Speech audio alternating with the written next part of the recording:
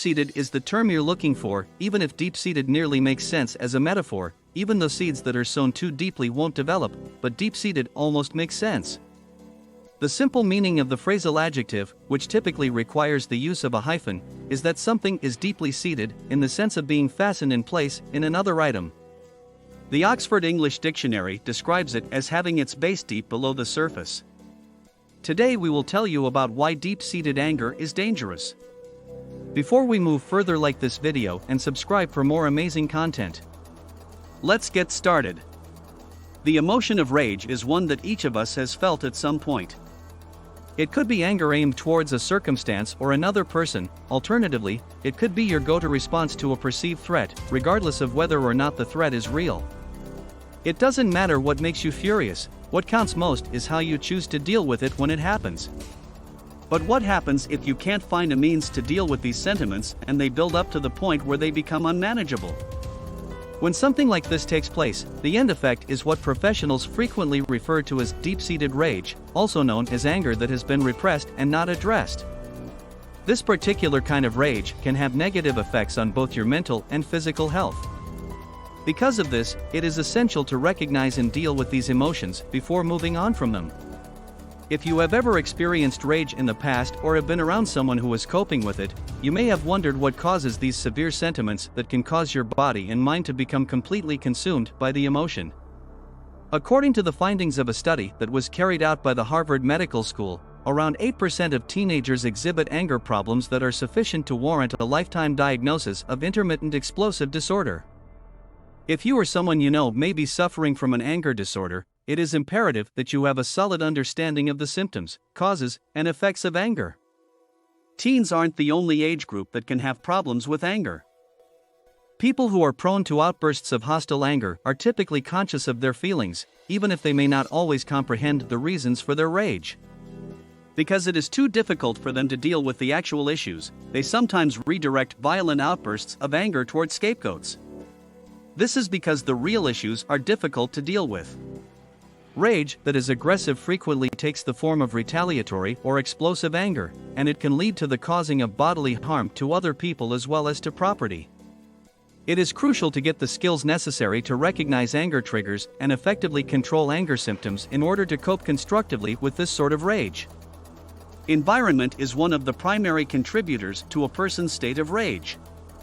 There are a number of factors that can play a role in the development of anger, including stress, problems with finances, being abused, having poor social or familial conditions, and having an overwhelming amount of demands placed on your time and energy. Issues with anger may be more prominent in persons who were raised by parents who struggled with the same problem, as is the case with other conditions such as alcoholism. If your brain does not react normally to serotonin, you might find it more difficult to manage your emotions. Genetics and your body's ability to deal with certain chemicals and hormones also play a role in how you handle anger. You might believe that the only emotional sign of anger-related issues is anger itself, but there are actually a number of emotional states that could suggest that you are not dealing with anger in a positive and healthy manner. There is a possibility that emotional symptoms will include persistent anger, fury, and worry. You may be suffering from an anger disorder or another condition if you have fantasies about injuring yourself or others, find it difficult to organize or control your thoughts, or feel as though you are drowning in a sea of emotions. Unresolved concerns of anger can rise to feelings of worry, which, in turn, can have a lasting impact on your life. Some of the immediate impacts of anxiety include feelings of lightheadedness, fast breathing, nausea, muscle soreness, muscle tension, headaches, and difficulties concentrating and remembering things. These symptoms can make it difficult to complete everyday chores, and they can also contribute to an overall feeling of resentment about life. Anxiety that lasts for an extended period of time might put your mental and physical health at jeopardy. People who have prolonged bouts of worry may be at a higher risk for having a stroke. Serious memory loss, persistent sleep disturbances, and relationship problems are all possible outcomes of this condition. You should call so that you can find out what you can do to break the cycle of anger and worry before it wreaks havoc on every aspect of your life. There are a variety of anger and anxiety self-tests that can be found on the internet and will assist you in recognizing any problems that you may be having in these areas. If you decide to take a test that is offered online, it is a good idea to make sure that it was developed and published by an individual who is regarded as an expert in the field of mental health. You should never let a self-diagnosis or the results of an online test determine the treatment that you will undergo. This is true even if the test is provided by a reputable organization. Talking to a professional counselor, a family physician, or a volunteer from a local healthcare organization is highly recommended for individuals who have concerns that they may be suffering from anger management issues. It is essential that you investigate the possibility that the anti-anxiety medication you use could be addicted. Addiction to the substance will rely on your own personality, your body's chemical composition, and the drug itself.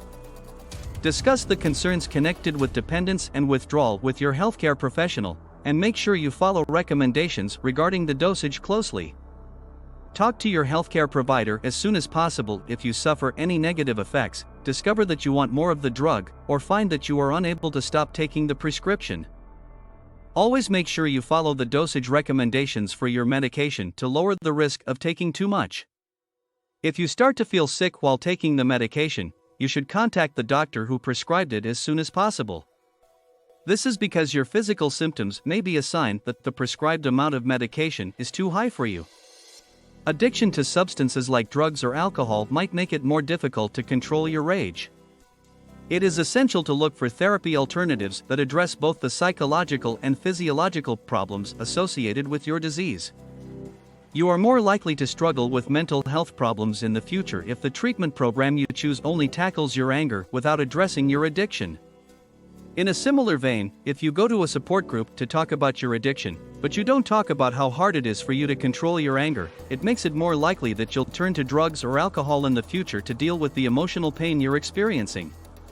Altering one's surroundings might often be all that is necessary to stop one from stuffing their rage down and repressing it. You can give yourself the breathing room you need to calm down and move on with your life by putting some distance between yourself and the person or circumstance that is causing you to become angry. Even temporarily removing yourself from the situation may help you manage your emotions. Anger is normal. This is a common human emotion. If you're frequently angry, especially about previous incidents, you must forgive yourself and others. Sometimes it's hard to perform this duty. One of the best ways to prevent deeply embedded anger is to recognize the causes that contribute to it and then learn how to deal with them positively. It's all done for today. We hope you enjoy it. If you think this video is relevant, please let us know in the comments section.